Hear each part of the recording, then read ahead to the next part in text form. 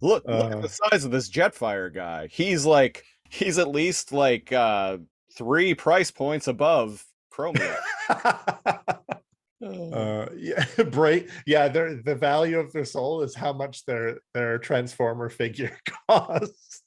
Chromia's a deluxe, damn it. That motherfucker Jetfire is a commander class. Motherfucker's expensive. Yeah, you can't just break him. Think about all We the gotta air. think of the resale value. He's not mint in box, but he is complete. Too much energy. Hooray! You're Silverbolt.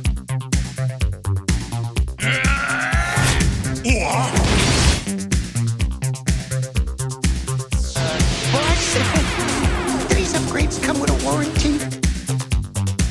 Blah blah blah blah. Beast Wars once and for all.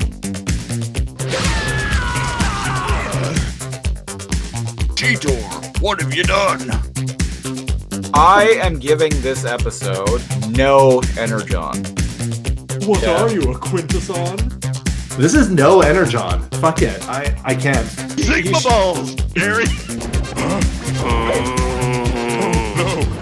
No, not that. Ah!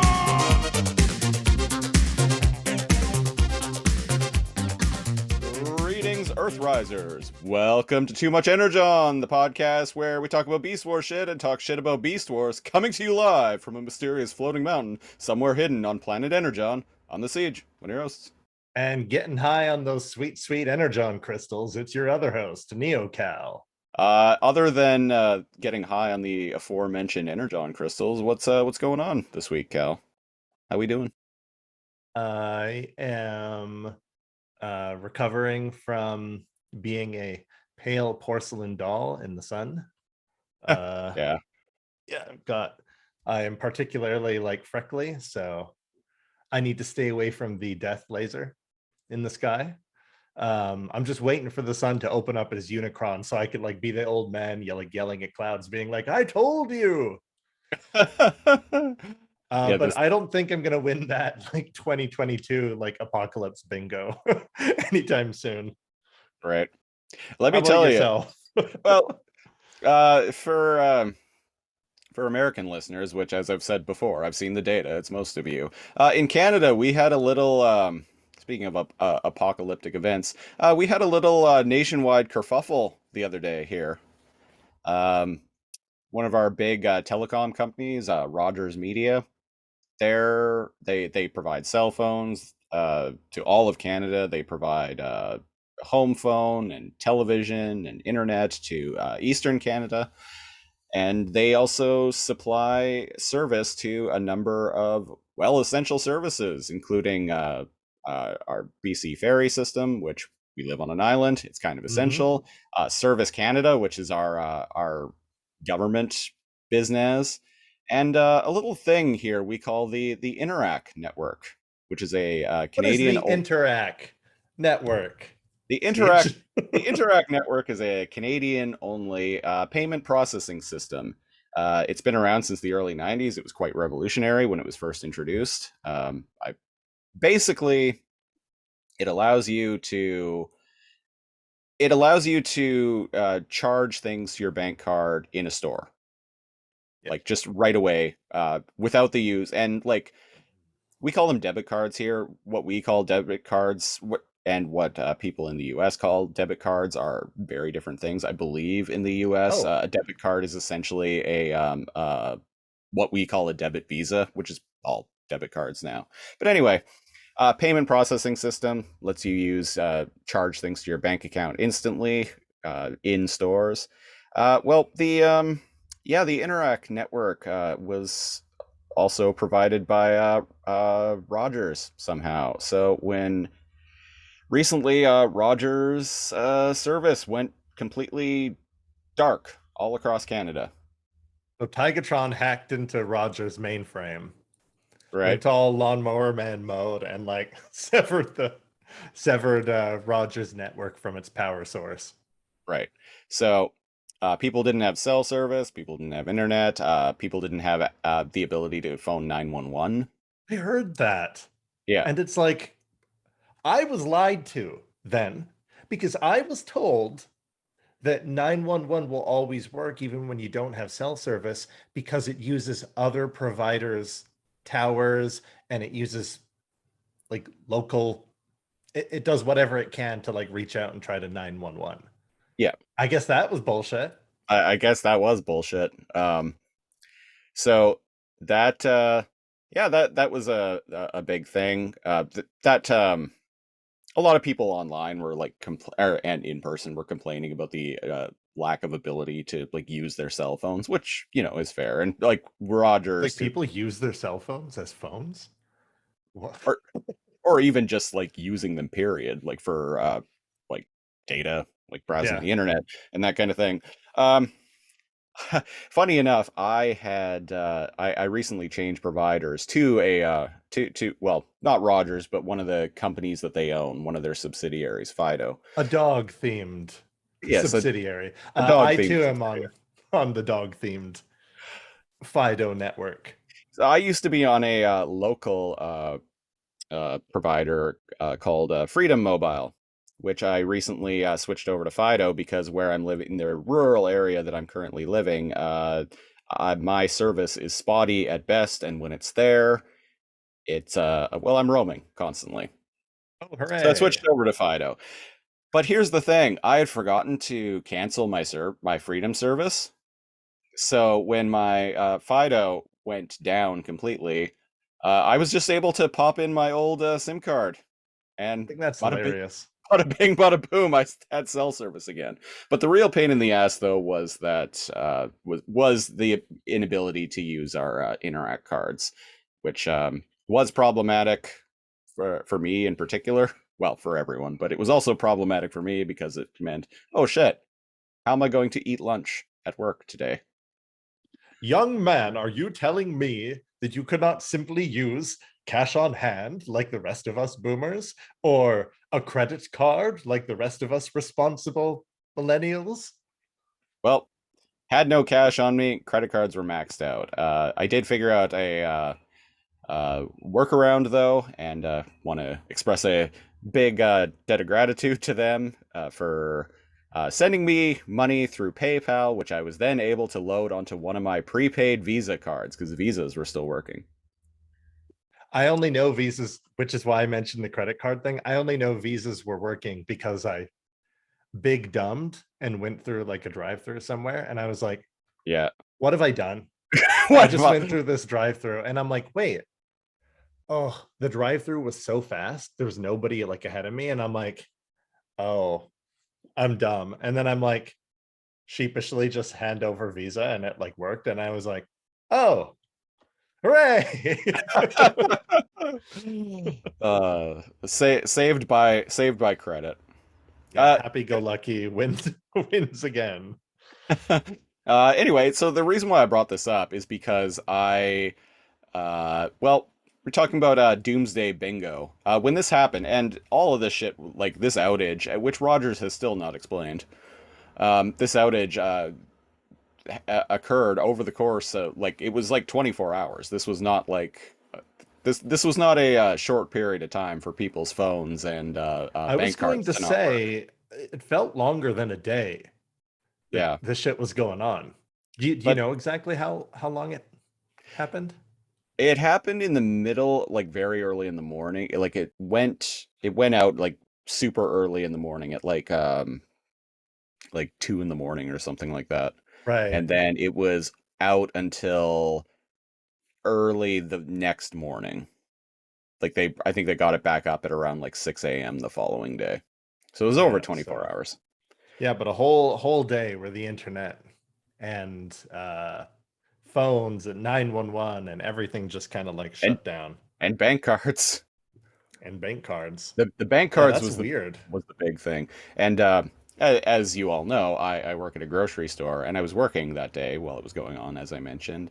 And I also worked the following day. And let me tell you, the following day was an absolute shit show. I was going to So ask, fucking busy. Like it was the busiest day that I've had thus far at my new job.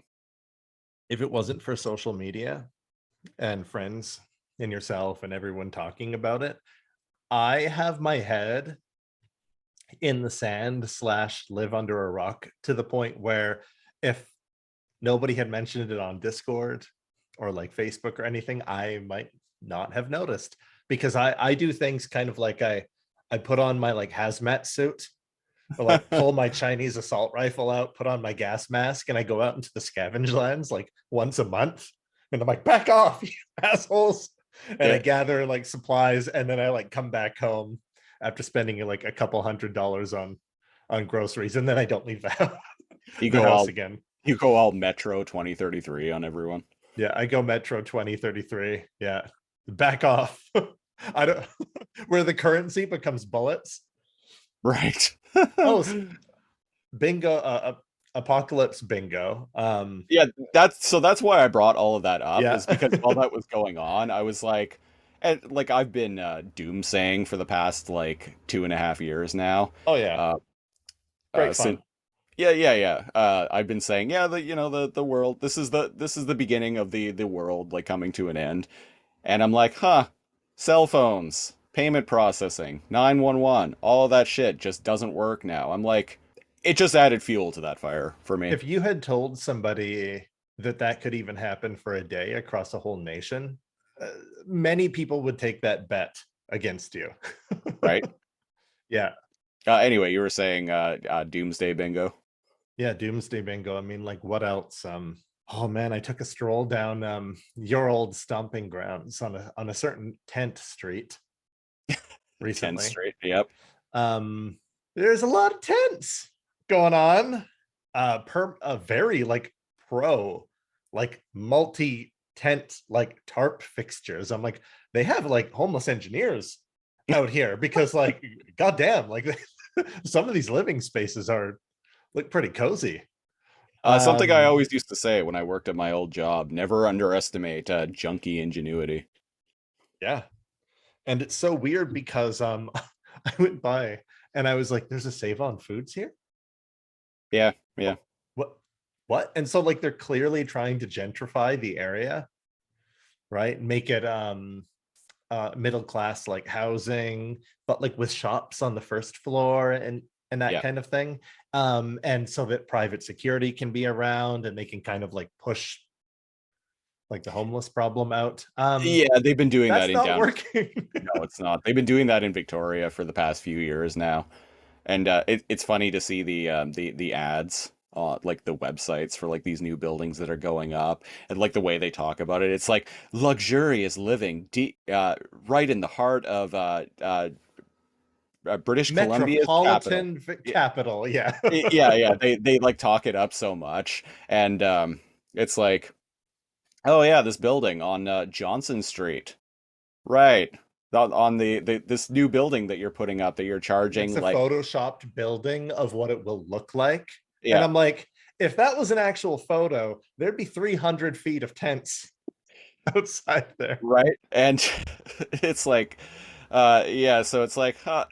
So they like the websites and the ads, it's like are like talking these buildings up, and it's like only $2 million for a one-bedroom condo deep in the beautiful downtown of British Columbia's provincial capital.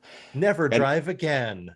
yeah, and luxurious living and blah blah. And it's like, yeah, that building is on the corner of Quadra and Johnson, like literally 1 block away from Crack Central, Victoria. I had a friend that lives across the street from that building that's going up, Yeah, that finished like 6 years ago or something.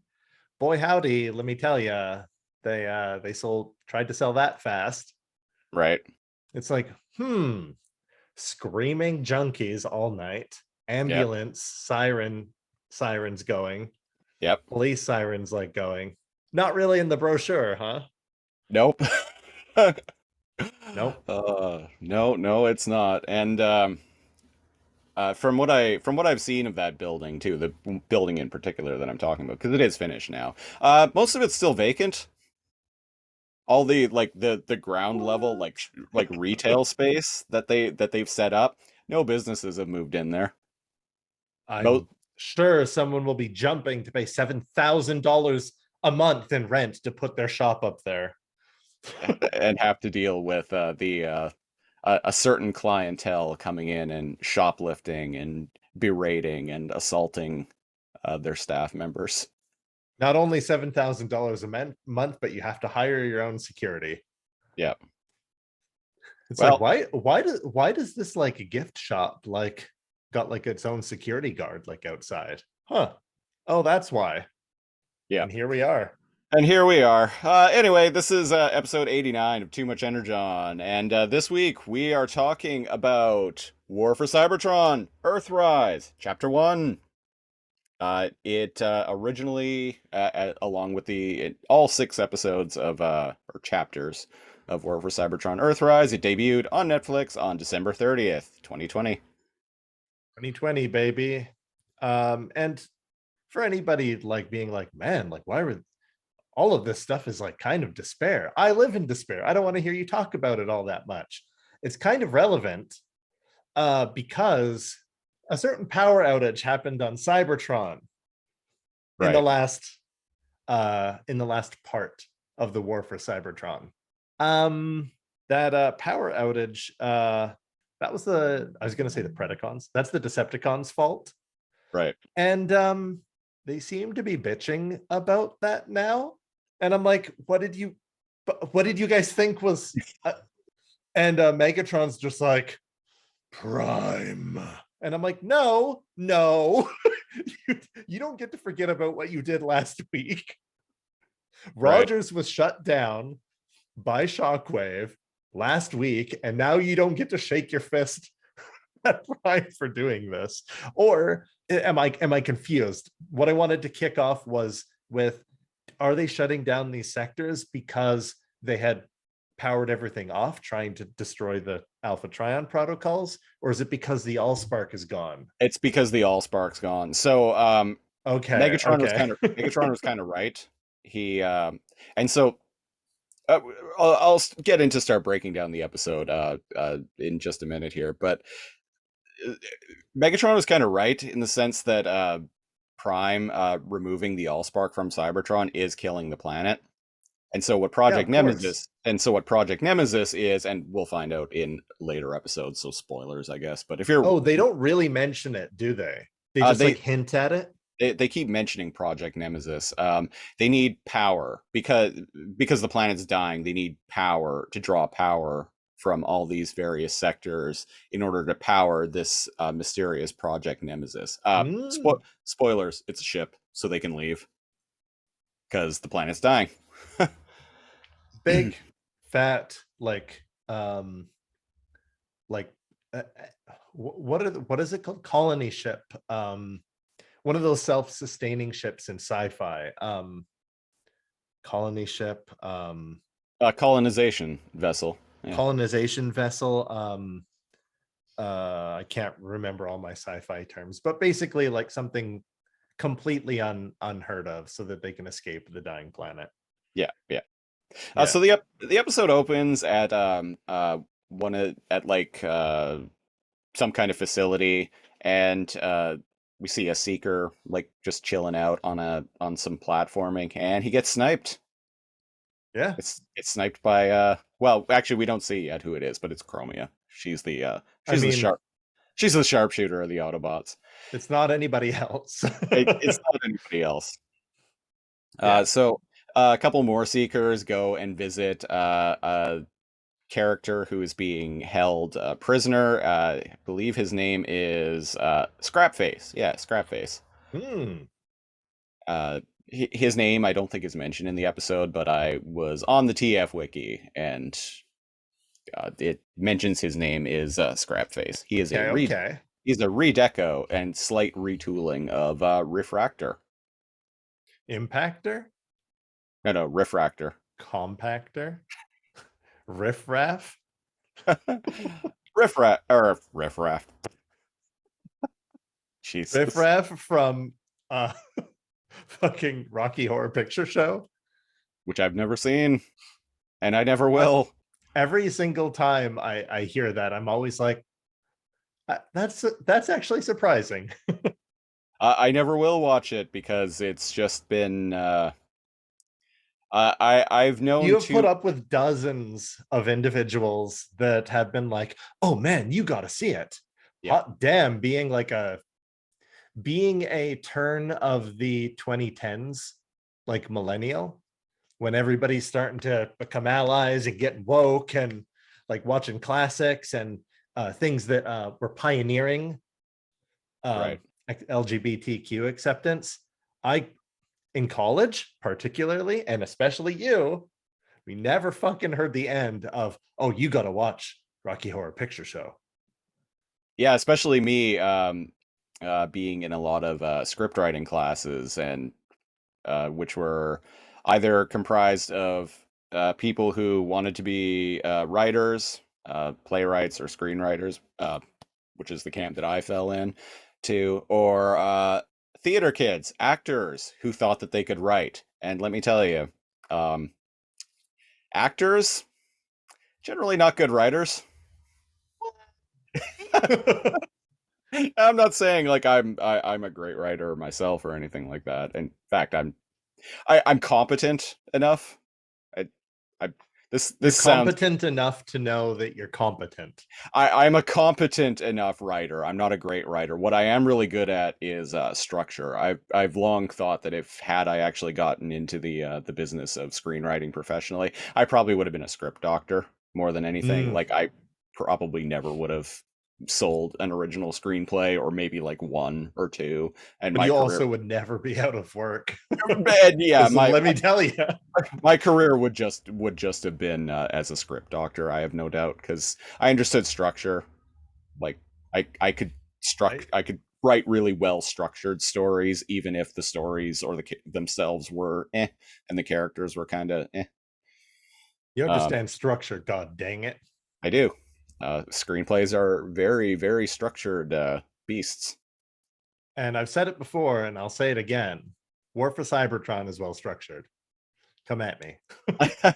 But yeah. Anyway, the so I was surrounded by a lot of theater kids who all had clearly just discovered Rocky Horror Picture Show within the past like year or two, so they were like really really amped about it, and most of them were just absolutely insufferable. That's the thing, is I had way too many like people that I just didn't really like, constantly like telling me, "Oh my god, you need to watch Rocky Horror," Yeah. and uh, so It's like out of principle. It's just like, I don't like like any of you. exactly, And now I associate this movie with the 50 people during my college years that I didn't fucking like. yeah, And it's like caving. If I go and like watching it, it's admitting that I don't hate them. It's not that the movie's good or not. It's right. that it's a matter of principle. God damn it. Yep. So that will, yeah, I mark my words. I will never watch the Rocky Horror Picture Show. That's, There you uh, go. it's on record now that this audio is out there into the world. This is the video version is Cancel on Siege YouTube. 2022. Can- Cancel. Oh my God. Oh God, ladies and gentlemen, we'll get back to this in we'll get back to War for Cybertron in just a second. The Jordan Peterson speech. Speaking of canceling, uh, I feel okay. So very quick preempt. Um, I had been on board with the rise and fall of like him, and I've never been like, "Oh, he's the best," but I've always been in the field for transparency's sake, where, whoa, wait, he's not so bad because like he's saying this, and he has trans fans and like this and that, and somewhere along the line, right? And I acknowledged, I'm like, oh, I don't agree with his certain like values or whatever. Oh, he's really good at debate. And somewhere along the line, he started realizing his audience was conservative and started changing his takes right, completely and started giving in to anti-intellectualism, where he started backtracking on progressive things he had changed his mind about. And like, man, that rant where he's like pretending to be dumb and he's like, oh, like she/he/they. Oh yeah. Oh, just well, how are we supposed to know? And he's acting like confused about it, and I'm like, you what is? Oh, So he's doubling down. Okay. He's yeah, found his audience, and he is becoming a so very extreme version of his appealing to his audience. And I'm like, I disown anything I had said in the past. I hate the dude. I can't believe he put his foot down on that, doubled down on that shit. And it's embarrassing to ever say that like he had some reasonable points in the past. I get what you're saying, and Yeah. I commend you for acknowledging that. But reason why I brought him up, so for anyone unaware, so Jordan Peterson, transphobic piece of shit. Yeah, he's a piece of shit. Weirdly obsessed with Ellen, Elliot Page. Elliot Page. Yeah. I was gonna say Ellen DeGeneres, and I'm like, Wait, what? wait.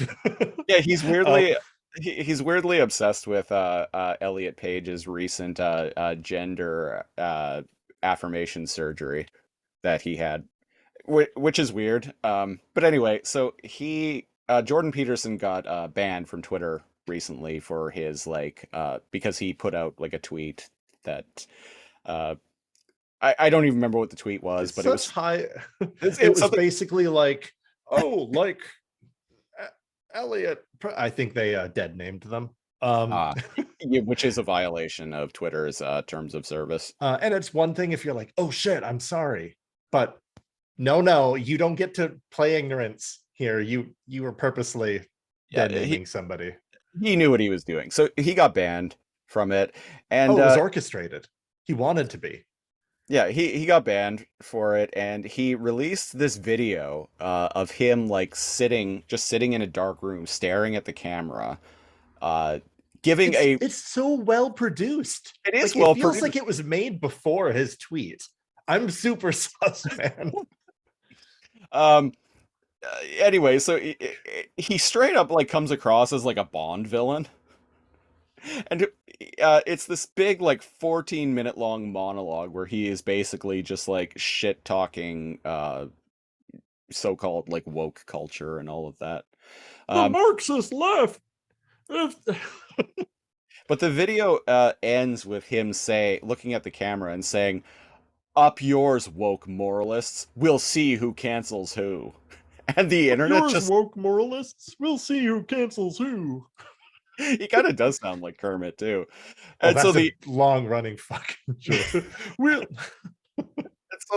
I'd never actually heard him speak. Like I knew lobsters. I'd never actually heard him speak until this this like manifesto. This video manifesto that he released went I'm viral. so glad that you kind of avoided any shit with him before any of this. So the internet just took his "up yours woke moralist" thing. Somebody edited it really well, green screened it, boom, memeified that shit. Yeah, it's fantastic. Some of them are just so hilarious. My personal favorite one is from the Batman Arkham games, where when you die in those games, like the camera will like fade to black. It will like transition to black, and then you'll just get a shot of like one of the supervillains like looking at the camera shit talking Batman.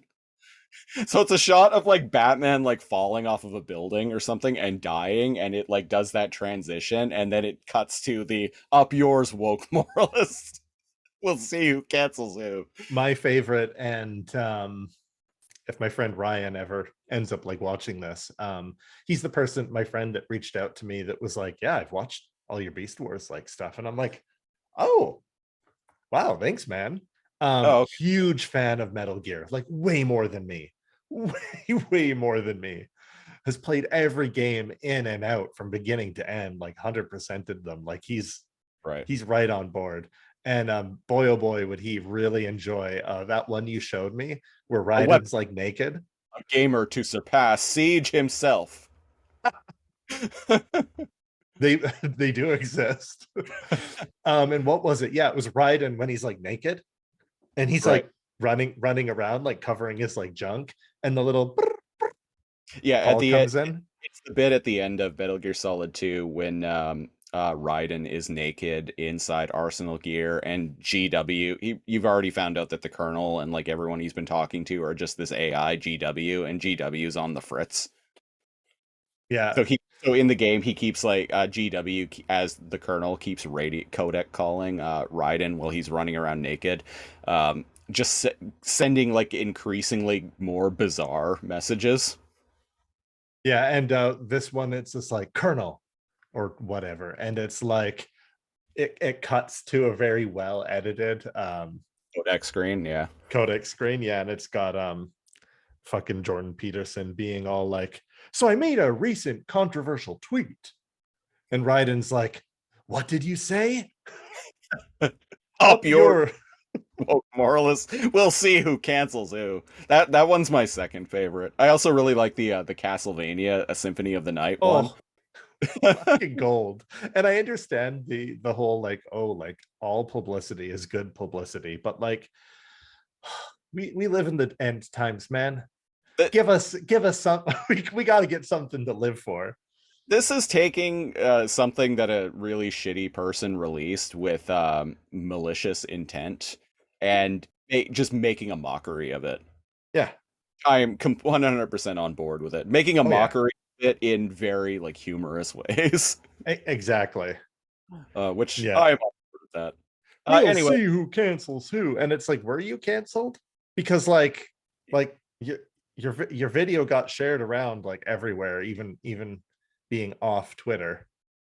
Oh, Right. the anti-intellectualism that he's embracing, and I didn't know this until after all this shit, but he's got like a conservative podcast, and man, he's doubling down on all like the alt-right like shit, like pretending he doesn't understand like trans stuff, and it's like an affront, and I'm like, this is opposite of shit that like you used to say. So it's like, right. you're dumb, man. You're all of it's for money. Yep. He's going where the money is. Yeah, let Like the freedom convoy ran by Rhinox up here in the red and white Great White North. Yeah, let the record show that on Too Much Energon, we the consensus here. I think I can speak for Cal on this one, and when I say fuck Jordan Peterson, fuck that guy. Yeah, fuck that guy. Yeah, and again, like I had said, like maybe a couple years ago, I would have been like, oh, I don't like him, but like, oh, he's libertarian, and I don't agree. No, not anymore. It's just like, no, you made a choice. Mm-hmm. You're, and I think for me, a big what the fuck? No, dude, now you're a piece of shit. Was when he posted Sports Illustrated, and there was the plus size model. Oh yeah. Front, and he had said something like, "Wow, like I guess like I'm paraphrasing. I guess the fatties can like make Sports Illustrated now, or we can like promote like unhealthy like lifestyles and body types or something like that." Yeah, he and I was like, said something along the lines of like, this is no matter how much the like no matter how much diluted tolerance or whatever, like this is not hot or something like that. I don't this know. is I'm not also like the image of health and beauty or some stupid yeah. shit like that. It's like, I see what you're doing. Okay, well, which I've enjoy seen those redneck dollars and the Republican funding and money being shoveled at you to. I've seen that Sports Illustrated swimsuit cover in store. That model is quite hot. Can't remember what her name is, but shout out to her. Mhm. Anyway, So that's us. That's our rant. Speaking of shout outs, so a couple of seekers go into this. We're back talking about Earthrise. We're back talking about Earthrise. I'm sure we're going to edit that and just put it in a preamble. Definitely. Oh, yeah, that's totally what's going to happen. But yeah, what's happening here? We got a base going on here. And so a couple of Seekers go into this like base, and we get to meet Scrapface. Again, he's not mentioned by name, but TF Wiki says this guy is Scrapface, so that's what we're gonna go with. Yeah. They're like, and so they're coming to like take him away, and he's like, "But I'm a loyal Decepticon. Like why? What did I do?" And so our heroes show up. Our we get it reintroduced to our heroes, Elita 1, Red Alert, and Chromia, and Jetfire, and or no, it's just the three of them here. And no, I'm conflating two. Anyways, Anyways, I'm conflating two scenes. the Anyways, the good guys, the good guys bust out the prisons. Yeah. there's two very similar scenes in the There episode are. where like they're waiting to like storm a base, basically. Exactly. Yeah. So But I'm conflating the two. Anyway, the Autobots show up. yeah. They fight the Seekers. They rescue Scrapface and the other Decepticons. And Elita is, and they're like, "What? Why are you? You're Autobots. Why are you saving us?" And Elita's just like, "Just get out of here. Doesn't matter. Go." Go on, you're free. Get out of here, kids. And they kind of pause, and she's like, "No, just go, go. We saved you, fuckers." Almost like dogs that like don't know where to go. Yeah. And I'm surprised because they kind of like are looking up to Alita, and it's like, what do you want? Yeah. Like almost like they're like, well, we can't go back home. What, we're just gonna show up back at HQ and be like, reporting for dirty, sir. Like the Right. Decepticons put them in there. They are Right. Decepticons. I'm glad you brought that up because later on in the episode, actually not too far, it's like two scenes ahead. Yeah. But I'll just talk about it now. Jetfire mentions to Jetfire Elita. mentions to Elita 1 that, hey, I don't think it's a good idea that we're going and saving all of these Decepticons, because every Decepticon we should only be saving Autobots, because every Decepticon we save just becomes another member of Megatron's army. And I'm like, And it's another potential blaster that yeah, can take us out. which I'm like, but Megatron, the other Decepticons are the ones who imprison them. So when you're like, so what are they going to do now? Like, they can't just go back and be like, blah, blah, reporting for duty. And again, So that anybody that's been following us, we're always like, ooh, we pull apart like each episode of whatever it is we're reviewing. But this is the first time where the little plot hole there is kind of just wasted airtime. Yeah. Because Yeah. the conversation, the conflict therein, if you just stop and think about it from a writer's or viewer's like perspective or whatever, all of those people that they let out, they're not going back to Megatron. Exactly. Yeah. And that's So why have this conversation take up so 4 why have minutes? so yeah, so why have this conversation at all?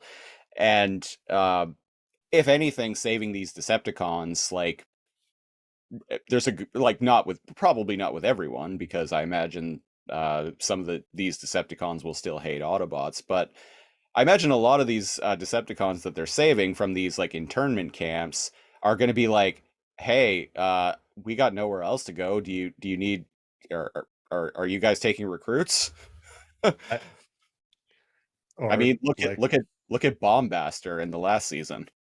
And and Jetfire. Yeah. And maybe they would look up to Jetfire and go, I mean, there's a reason this guy joined them. So right. And at what point, when you start like rallying up and imprisoning and indeed like killing all of your own people, do you go, are we the bad guys? And at what point are you just going to be hauled into the Energon siphon that we see later? So you'd think it's like, well, wait a second. Last week there were like 2,000 of us. This week there's 800, but the Autobots are gone. Mm-hmm. And it's raised that Elita 1 raises it's a war economy, right? Like it's like a fascist like economy, and needs an enemy to keep the war machine going, to keep production going, to give people work, like that kind of thing. And it's like, Yeah. Okay. So Yeah, okay. yeah, Elita One mentions that. Yeah, that. Oh, because they during this conversation where Jetfire is like, we shouldn't be saving Decepticons. Um, she raises the point that the reason why uh, uh, Decepticons are imprisoning and abusing other Decepticons is because Megatron needs an enemy to fight, and now that the Autobots are gone, who else is he going to fight? And I'm like, you're saying that, but that's not really the impression that I'm getting from what's actually going on in the plot here. So Again, it's kind of like yeah, so I wasted scene. Yeah. yeah, this is just It kind of. also puts contention between wow, excuse me, Jetfire and Alita 1 when there doesn't need to be. And indeed, like by the end of the episode, they end up on the same page about everything anyway. Yeah. Yeah. So like manufactured uh conflict. Weird. Yeah, yeah. Again, by the way, very good episode. Like holy shit. But sometimes, like every single thing that we review We give it the try to old review fair. we give it the old fair shake. Yeah. Yeah, we do. Speaking of fair shakes, Megatron, we cut to Megatron, and it seems like it's been a while since War for Cybertron Siege ended. There's only It's a hard quite to say, but like there's an imprisonment, internment camps. It seems like only it's been months. yeah, it seems like it's been at least a few months since the end. Like, That's the and gist I get. that's the gist that I get too. And this Megatron, he's different. I dare say he actually seems kind of depressed in this episode. And indeed, he is talking to someone himself. Well, we find out that he's actually talking to himself, but talking to Magnus. Yeah, so Um, at the end of this scene, we find out the dead severed head of Ultra Magnus is just sitting on Megatron's table, like Yorick's skull in Hamlet's hand. and indeed, it goes to show that he has no friends, and he's more honest in this talk with Magnus Right. and with himself than he ever is in the show to come and what has passed. Yeah. Because he's like, why did I even start this war? Like he's like doubting himself, and I'm like, oh, that's never happened before. That's what I mean. The Megatron in this episode, he seems depressed. Like he's much more morose than he was last season. Yeah. Like he kind of feels like a dude who has lost everything. Yeah, and he starts his alas poor Rhinox, I knew him. I knew him Speech with from my days working in the mines to my revolution I have fought and won. And what is he says? I fought for Cybertron. And like that's the ultimate thing. I fought for Cybertron. Right? Like that's how he is justifying everything. He is fighting for Cybertron.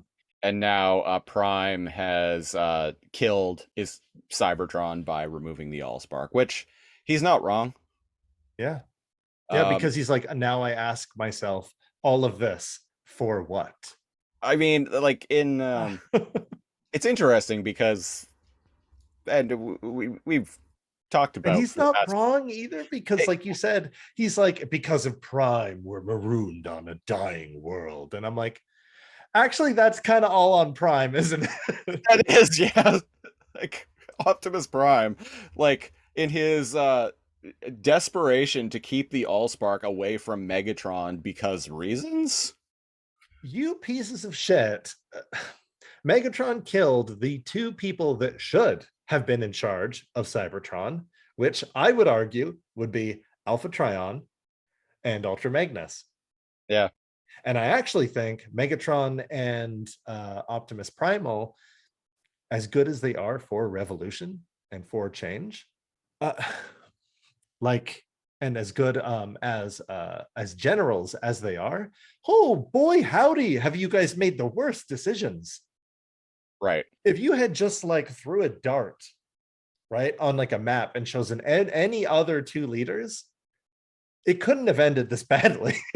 Right. Right. Like this is worst case scenario. Like it's genocide. Almost all the like spoilers for like Earthrise, almost all the Decepticons and Autobots are fucking dead. Yeah. Well, and Like what are they indeed, even fighting for at this point? indeed, toward the end of the episode, Megatron says, that after the Autobots are captured, our quartet here, he's like the last remaining four Autobots on Cybertron, which he's wrong because we find out Wheeljack and I can't remember who else. Are Wheeljack was Ratchet. No, Ratchet was killed. No, no, Ratchet's on the Ark. Ratchet's on the Ark. I think it's like RC. A bunch. We see them later. They show up later. Yeah, but there are Autobots left alive. But it's like a handful. Yeah. And again, it makes you wonder, like the hundreds, thousands, I'm not quite sure, of Decepticons that are left. Like they got to like put down their guns and be like, what's going on? Like, what the fuck are we doing, guys? Right. Like, are Shockwave and Megatron the bad guys? Like, fucking think for yourselves, my dudes. Speaking of Shockwave, after Megatron gives his alas, poor Magnus, I knew him, whoever. I knew him, Soundwave. Yeah, there we go. Alas, poor Magnus, I knew him, Soundwave. After he finishes giving that monologue, Shockwave radios in and tells him that, Lord Megatron, I have some scheming to do with you. yeah, he mentions that he needs to see him, and so Megatron goes to see him, and they talk about how Shockwave tells him that Sector 12 is performing under their energy output is performing under quota, and Megatron's just like, yeah, and which one isn't? They're He's like, yeah. they're all kind of in dire straits. But what he's basically saying is, well, we're in the red if we keep that sector online, and we're trying to preserve. Yeah. Well, and Energon. Shockwave says they're underperforming with their energy output, but they could really use the energy and resources from that sector to keep something elusive called Project Nemesis on schedule, which I mentioned earlier. Spoilers, it's a ship. It's a big ship. It's a colonization ship. And what that is essentially saying, and we get a really horrific scene later, is they suck the fucking souls out of all the Autobots and Decepticons they come across, and then use their body, throw it in the smelter, fucking melt it down and make a ship. Yep. That's pretty much what they're doing. In a way, this is kind of like Transformers cannibalism. And if I recall correctly, like the show leans into it even further with Shockwave. Yeah. Leans further into the Transformer Cybertronian cannibalism. Anybody that's been on the journey from Beast Wars to this point, it's, if you look in terms of lives lost, Shockwave is way more evil. He's an evil Nazi scientist. Yeah, doesn't even hide that. But like, yeah, I get a lot of Tarantula vibes, like Tarantula and Shockwave. Yeah, particularly this version of Shockwave reminds me a lot of Tarantulas. And like always has like a plan B and a backup and like a nefarious like scheme, and is secretly in it for himself. Yeah, except like this, like Shockwave's more competent. Yeah, that's true. But like you had said about cannibalism, like that was in Beast Wars, that was Tarantula Man's like thing. He would literally try to eat the Maximals. Mm-hmm. Disgusting. Very. So anyway, Megatron is like, I don't know if I want to take this sector offline or not. And Shockwave's like, but need I remind you, we're on a schedule. And he's like, I know. Time is of the essence. I know. You're not going to do anything until I decide. I'm going to go check this place out for myself. And so Megatron goes to Sector 12, and he meets. Man, this is heart It's wrenching heartbreaking. It is, yeah. because he shows up right in his tank form by himself. And Yeah. the foreman, I guess, the leader of this section of the factory in section 12. Right. He's like talking with a couple of his men, and he's like, look, like coming, that couldn't be. Oh, it's Lord Megatron here coming to see us. Okay, how do I look? Yeah. All right. Oh boy, Mein Fuhrer is here too. And indeed, he like shows up, and they're like, "Oh, it's him! It's him!" Okay, welcome. When he shows up too, I think it's cool. When he shows up, like the shot is like from kind of just behind them, and it's angled up, and Megatron transforms, and he transforms slower than usual, and they really emphasize his transformation. And when he like fully goes into robot form, how he just towers over them.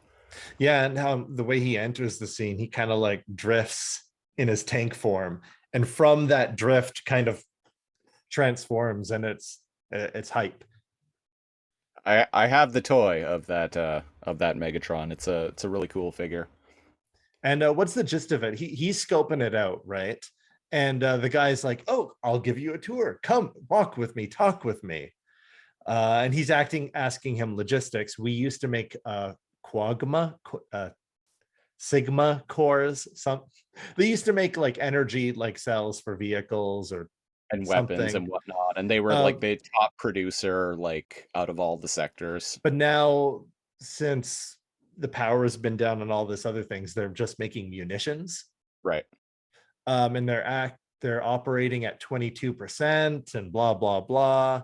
And he interrupts like this kind of breakdown, and he's like, "Lord Megatron, I just want to say, like, I'm your biggest fan. I knew back like during like the gladiator like days." And When he's you like, were a champion in the arena. "Oh man, like those were so exciting, man." Anyways, I'm just a fan, and I knew back then that you were the one to follow. Mm-hmm. And even though like he's like, "Okay, we're operating at 22%, but once there's a troop rotation, we can be back up to like 45%. Yeah. And Megatron's like walking around, and he's like, "Where is everyone?"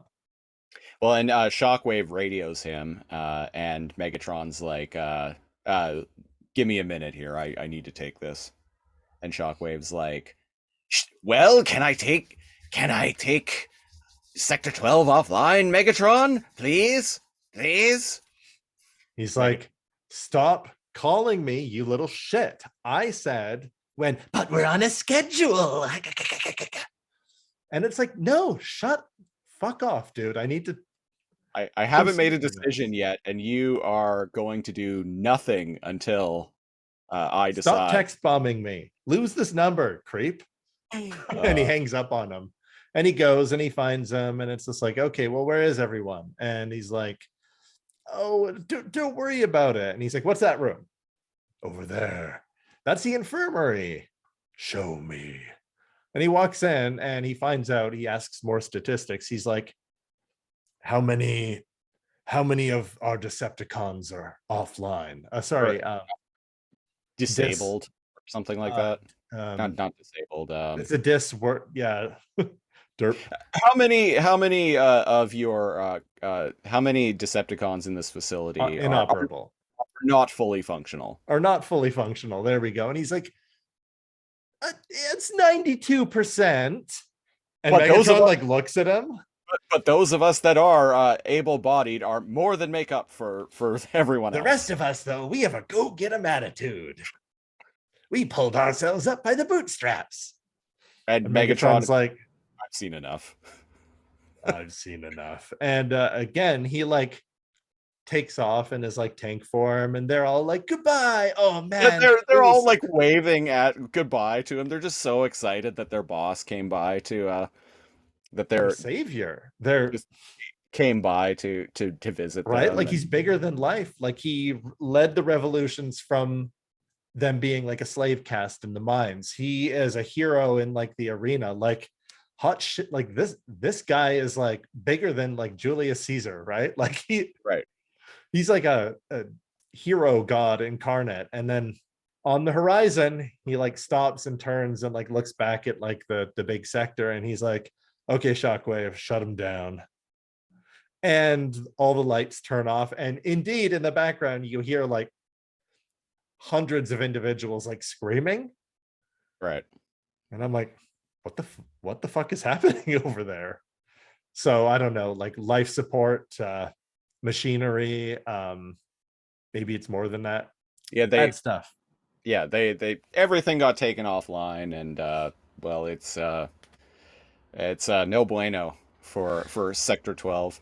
And there's some heartache there. I can tell that because later on, when he talks with Shockwave again, he's like, oh, thanks to Sector 12, we're back on schedule, boss.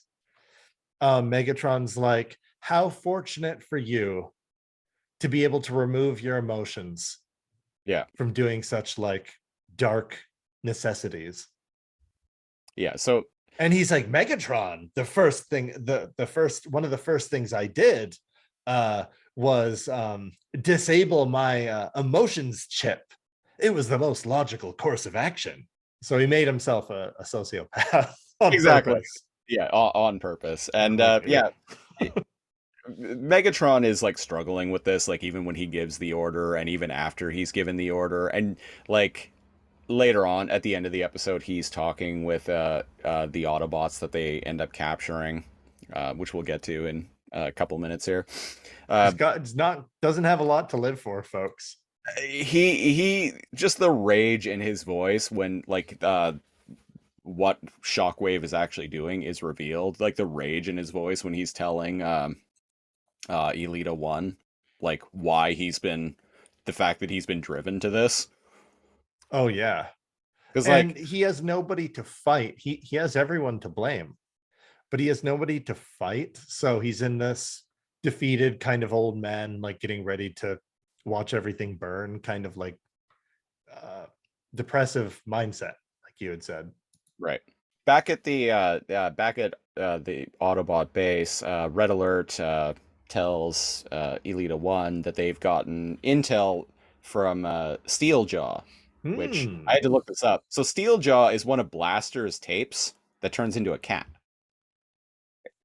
He's like Ravage. Yeah, okay. Blaster, who we haven't seen in this show at all, and indeed we never do, but there is a War for Cybertron Blaster toy that came out in the Kingdom line. Right, we saw him. Yeah. No, we haven't. We never see. We don't actually see him in this. We cartoon. See him in Transformers, the Transformers the movie. Yeah. He's the one who radios when the Decepticons are attacking Autobot City, which I know we did a commentary for it a long time ago. We should definitely actually cover Transformers the movie on this podcast. That would be fun. But yeah, he's got little dudes that fight Soundwave's little dudes. Exactly. Yeah, and they're getting messages from Blaster, one of Blaster's little dudes. Yeah. Steeljaw. Yeah, so and they're like, but that's like way far away in this district. Like that's kind of dangerous. Yeah, he's infiltrated like deeper than anybody else has before. And they're like, hey, this is a big risk, like, because if we get taken down, Autobots, like, this is it. Then We're this done. is it. But, there's nobody there to rescue us if we get captured. Yeah, there's no one there to rescue us. And Jetfire and Elita 1 continue arguing. They're kind of continue their argument from earlier, and Jetfire is like, this is not a good idea. We shouldn't do this. We shouldn't put our asses on the line for Decepticons. And Elita is like, but we're Autobots. We're the good guys. This is what the good guys do. And I'm like, she ends with an interesting note. Freedom is the right of all sentient beings, which there is we go. Optimus Prime quote from G1. I dig it a lot.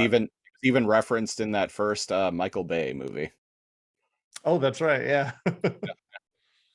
And I like that. I dig that. Again, I'm in Alita 1's camp more than anyone else's. Yeah, I think she's made all the right choices, and I can't really say that about anyone else. I agree with Jetfire in this situation, but I also agree that Elita 1's doing the right thing. That's the thing. The right thing isn't always The smart thing. the smart thing or the safest. Yeah. And whereas sometimes the wrong thing is, well, then you're just Optimus Prime or Megatron. Yeah. Just absolutely making the wrong freaking decision again and again and again. But yeah, what do we got here? We got oh, I just wanted to point out War for Cybertron has like beautiful 2D, like almost painted backgrounds. Oh, it's so good in this episode. Like the giant drill in this sector. I actually, on that note, in terms of how the show looks, I was thinking this when I was watching it earlier. Megatron, I really like his texture. He actually like has like he looks metal. Metallic not sheet metal, but what's it called? Polished metal? like metal, gunmetal or something like that. And there's like gouges in it and blaster burns and bullet holes and The texture of the metal, like his metal shell, like straight up actually like looks like brushed gun steel. metal, Yeah. Yeah. which Yeah. it's cool. And so what do we find out? We find we do get to see Steeljaw. That was his name, right? Steeljaw. But only being tortured to death. What the by Starscream? By the Seekers. Yeah, so we find out that this is actually a trap. The Seekers have captured Steeljaw and they've killed him, but they're like Using his body to like transmit a signal to the Autobots. Jesus. It's a dirty move, but it works. The Autobots like go to this base camp, and this is the scene that I was thinking of earlier, where they're like Chromia has like her sniper scope and is like, yeah, there's not a lot of defense here for such a big facility. It's a little sus. A little sus. And her and Red Alert and Elita 1 kind of all agree that this is probably a trap. And Elita 1 is like, well, like, should we go in? And Chromia is just like, it's your job to make the tough calls. It's my job to shoot when you say shoot. And Elita 1 is like, all right, shoot. I like Me too. Yeah. And they kind of go in on foot, and there's a slobber knocker where they're kind of like surrounded, and there's like a gunfight, and like guns are knocked out. Oh, and behold, it is a trap. The Seekers ambush them right away when they show up. The Seekers ambush them right away, and the reason Jetfire wasn't in the scene is because he was actually in like the skyline, the clouds. Right. And he comes down, and there's a really kick-ass scene of him with this like little plasma blade kicking the shit out of them. So there's some Seekers, the flying pyramid, in their flying pyramid mode. I've always thought the Cybertronian forms of the Seekers look so dumb. You don't? I think they look pretty cool. Well, I like them more in this version. I didn't like them in G1 because the G1 cartoon, they literally just looked like flying pyramids with like a rocket. I recall that. I recall that. Yeah, I like them in this because they're kind of sci-fi-ish. I actually have a shattered glass Starscream which is a echo of War for Cybertron Siege Starscream, but it's the Cybertronian jet mode. I also have an Earthrise Starscream, which is him in his traditional like F-16 Earth F-16 mode. His Earth disguise. Yeah. Best Starscream figure ever, in my opinion. Yeah, it's cool. Not counting like masterpiece figures or anything like that, because I have Still haven't taken the plunge and been able to spend literally hundreds of dollars on a single masterpiece figure. We're not there yet, folks. We're not there yet. I don't have We're many patrons away from being there. many patrons, I assure you. But yeah, there's a slobber knocker and like a punch out and like kind of a fisticuffs like thing going on, and So- Jetfire saves the day. Yeah, so the Seekers are flying in the air. Jetfire descends from like above the cloud line, transforms, and pulls out his like big blade, lands on one of the Seekers, and like stabs it like in the head, basically the front, the Yeah, cockpit, brains them, jumps onto from another that one, onto another one, and slices it in half. it's really cool. Yeah, he cuts the head, the front off of it, which is another kill shot, and then like flies after the last one and guns him down. It's all really spectacular, and I'm like, man, whatever side this guy is on is winning, like, because he's done this like 8 times. Yeah, and he lands and is like, yeah, it's a good call for you to Keep me in reserve. to get me to hang back until the Seekers showed up. And she's like, hey, see, I make good choices sometimes, right? All right, Yeah, now and it's like, okay, everyone- there's probably more inside. Here's your favorite part too. Okay, I'm glad that we're at this part. I had mentioned it in the preamble, and I'm using it as my background here. There's a part where she walks off with Chromia, and she's like, okay, Autobots, stay alert. And Red Alert turns to Jetfire, and he kind of gives him a thumbs up, and he's like, I'm always alert. And the camera lingers on him for a second and the camera lingers on him for a second with him like giving him a thumbs up. Yeah. And I'm like, fuck. I actually like started laughing, and I'm like, okay, you know what, writers? Good job. More like this, please. There's a bit, I don't know if you noticed it, and it's coming up too. So the Seekers capture the Autobots, they take them prisoner. It's a big trap. You know how they were like, oh, there should be way more Decepticons guarding this base. They're inside waiting for them. Yeah, it was a trap. Yeah. So the Seekers capture from inside the facility, capture the Autobots, take them to the arena, like the Madison Square Garden, and Megatron is there. And speaking of like little moments, I don't know if you caught this, but so when the Starscream and the Seekers bring the Autobots to Megatron, Megatron is like, Starscream. Holy shit, Starscream? Starscream, for once you've impressed me. And he starts like walking toward, and Starscream like has this big smile, and Megatron just walks past him, and then Starscream just like hunches in disappointment. Because he's like, I never thought I'd say this in my life, Starscream, but I'm impressed. Lord Megatron. Oh. Yeah, and it's just like he has this huge shit-eating grit, like, you know, like a kid that just like got told, like, hey, I'm proud of you, son. Anyway, and walks past him, and just like the elation moved completely. He deflates on screen. Yeah, right on screen. Like his smile like turns to a frown. He hangs his head, his shoulders shrug. His shoulders slumped forward. Yeah. I'm glad you caught that, because I didn't catch that the first time I watched this episode. I only caught it when I rewatched it today, and that very recently. Yeah, I caught that too, and I was like, I love that. Yeah, because he says that, he gets proud, and has like 3 seconds of feeling proud's cut off, and then he's all like, all right, Alita 1, you know, you've made all the right calls, you've been a thorn in my side, even I would have followed you. And Alita's like, not that loser Prime.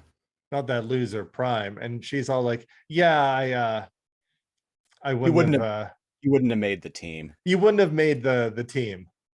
And he doesn't. Holy shit! Did Megatron not like that? There's some good dialogue. Like there's some good bits in this episode, Yeah. definitely. And he's all like, "And Jetfire, the traitor, you're not even worth acknowledging." And man, Jetfire gives him like the, "Oh, I can't wait to fucking kill your ass." Because again, we've been at the Jetfire's had those moments where he could have taken Megatron out, Right. much like Magnus. And remember, what did he say to him in the hallway that time? "Let that be a lesson, Jetfire. Always take the shot." So they get taken to Madison Square Garden, and Megatron and like Shockwave are talking, and Megatron's like, this arena was once the pinnacle of Decepticon what is it? Decepticon achievement. Or yeah. And Shockwave says, and now it is the pinnacle of Decepticon ingenuity. And so Fuck you. But yeah, the reason he's keeping them alive is essentially to be like, look how evil I am. Let me show you my gas chambers. yeah, so we find out that we find out that the Madison Square Garden Madison is Square lined Garden- with thousands the of bleachers Decepticons. the bleachers are now thousands upon thousands of Decepticons in these like tubes, and we get to see Scrapface again, like being put into one of these things. He's like, no, He's like, but I'm a loyal Decepticon. I'm a loyal Decepticon. Homies, it's me. I was at your John, I was at your son's bar mitzvah. No, and the Seeker that's like loading him into the this like gas chamber straight up just like fucking punches him in the face. and it's like, you guys are making a choice right now. But I guess again, the Nazi like parallels, like, Yeah. following orders. And Elita 1 is like, Jesus Christ, what the fuck is this? And What are you she's doing? like, hold up, dude. Is anything worth this? And he's like, fuck you, this is Prime's fault. Prime drove me to these desperate lengths. He drove me to use my own people. And Elita 1 is like, you're like murdering your own people to extract their sparks for energon and use their bodies for like raw material. Like, What the fuck, how- dude? what is wrong with you? And Megatron's like, your concern for my people is unwanted or unwarranted or something like that. Now observe my masterpiece, bitch. You could have been at my side. And so they And he turns it on because there's this giant core in the center. Yeah. And then we truly get to witness the horror that is we get to see this spark extraction process. it's extremely painful.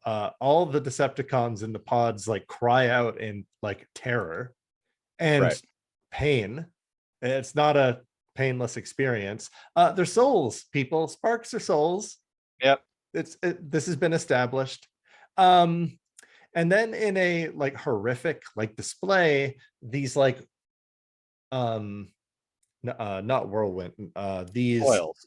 gusts, these gales, Oh, okay. coils, energy coils of all of their sparks whip around in a very beautiful and horrific display when you think that it's all of the souls, like thousands of souls, a soul NATO, if you will. And they get sucked into this machine, and like all of their bodies kind of like turn into like black husks. And I'm like, what the fuck, dude? Anyway, Do the rest of the Decepticons know about this? Well, obviously, because Megatron has goons who are rounding all these people up. And like, but like, do the goons that know about the prisons know about what's Madison Square Garden has been turned into? Is what I'm wondering. Fair enough, yeah. Or do they think they're just being held here? Because if they had witness to this, that's and again, not to be like everything circles back to Hitler, but the whole point of like chambers or whatever is to remove the points of human interaction. Stabbing somebody is more personal than shooting somebody, which is why firing squads are there. Right. No one person can be like, I shot him. And then further remove people so that they're less psychological damaged is out of sight, out of mind, pull a lever. Oh, I had nothing to do with it. Right? I'm feeling like that's what's going on here. Like they're putting them up here and shoving them in these chambers, and then they're just kind of like putting their fingers in their like auditory receptors and being like, la la la, I can't hear you. Except that Shockwave and Megatron are bear the burden of like the truth, and one of them is like, goody, and the other one's like, ugh. And he's like losing his soul, his any compassion, and like you had said, he's like depressed at like the beginning, and it's like, is anything worth this? Very good question, and that's kind of what Elita 1 asks him as well. And Megatron's like, well, it doesn't matter because the this horrible thing that I just had to do. Well, the next time I have to do this, it's going to be extracting Autobots. You.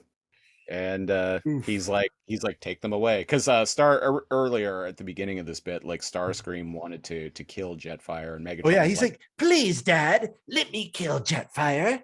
No, don't. He will prove useful in other ways. What? to be spark extracted. Exactly. Just killing him is a waste of a spark. Yeah. Yeah, like look at the size of that motherfucker. Look at this guy. This guy's worth like at least like 30 rat traps. Right?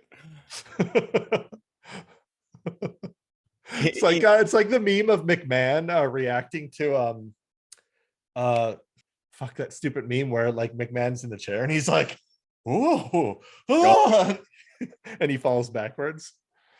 Yeah. I can't remember who. The episode ends with some dudes cracking into the hull, into an arc. Yeah, that's barely has life support like active. We get to meet a few of the mercenary. We'll find out in the next episode. This is the mercenaries faction. Oh yeah, and I can't remember who's all there, but like I know Thrust is there, Bugbite is there, and they're basically like, well, what, or should I say, who do we have here? Okay, so it's Thrust, Bugbite. I just occurred to me I literally have the TF wiki like page for this episode open right in front of me. So mercenaries: Exhaust, Thrust, Bugbite, Ramjet, Dirge, and Double Dealer. Double Dealer. Yeah, Bugbite is the guy who looks like a white colored bumblebee. I was gonna say, yeah. And Ramjet, I think, is the jet with the cone-shaped head. Right. One of them is kind of like scrappy looking wheel jack. Maybe I can't remember anymore. We'll get there next episode. I think that's Exhaust. Anyway, Exhaust. Yeah. the episode ends with them showing up on the Ark, and one of them is like, "Who or what, or should I say, who do we have here?" As he looks at, are you? As he looks at Prime, who is like in stasis lock right now. Yeah. And, we don't know why they're in stasis lock. Maybe the shock of going through the space bridge. I don't know. Yeah, they just made it, but like kind of, but they clearly did because the arc is okay. Maybe the explosion of the space bridge exploded out both ends of the Stargate. Right. Yeah. Yeah. There we go. Yeah. And remember that Transformers go into stasis lock essentially to like protect them, to protect themselves. Protect them from unstable energon, EMPs, like anything. It's basically like them being stuck in a like low power mode where they're essentially off until they can be with just enough power to keep them alive, but they're in a coma. It's like the power source going off before it affects the motherboard or the processor, etc. Yeah. Exactly. And so that's it. That's the end of the episode. And that was episode 89 of Too Much Energon. Here on Too Much Energon, we rate episodes of whatever we're talking about on the Too Much Energon scale, which ranges from not enough energon to a sufficient amount of energon to too much energon. It's basically bad, okay, good. Cal, what do you rate in this episode? Like I had said, I feel like I'm repeating myself at this point, but these small like discrepancies have never been, oh geez, this ruined the whole episode for me. And the character development and the plot moves at such a pace that, like, again, like I can't see what more I could ask for in like a 25-minute cartoon. Right. So it gets too much energon for me. Like, holy hot damn, are there some feels, like some emotional shit and crazy stuff going on in this. So, well, really well written. One of the better ones. Yeah, I'm gonna echo that. Too much energon for me as well. I really like how emotionally conflicted Megatron is. Like, um, there's great character work with Megatron in this episode. The whole stuff with Sector 12 was kind of heartbreaking. And Yeah, like later geez. on in the episode, if you think of these as more than just robots and think of them as actually like living characters, what Megatron and Shockwave are doing is quite horrifying. Yeah. It's quite horrifying, but it makes for good television, damn it. So Exactly. Yeah. too much energon from me. And well, that's it for this week's episode of Too Much Energon. That's it. If you want to support us, go to patreon.com/lazorcomb, LAZORCOMB. I'm going to be completely redoing the tier system for the Patreon within the next week or two here. It's just going to be a single $5 tier going forward.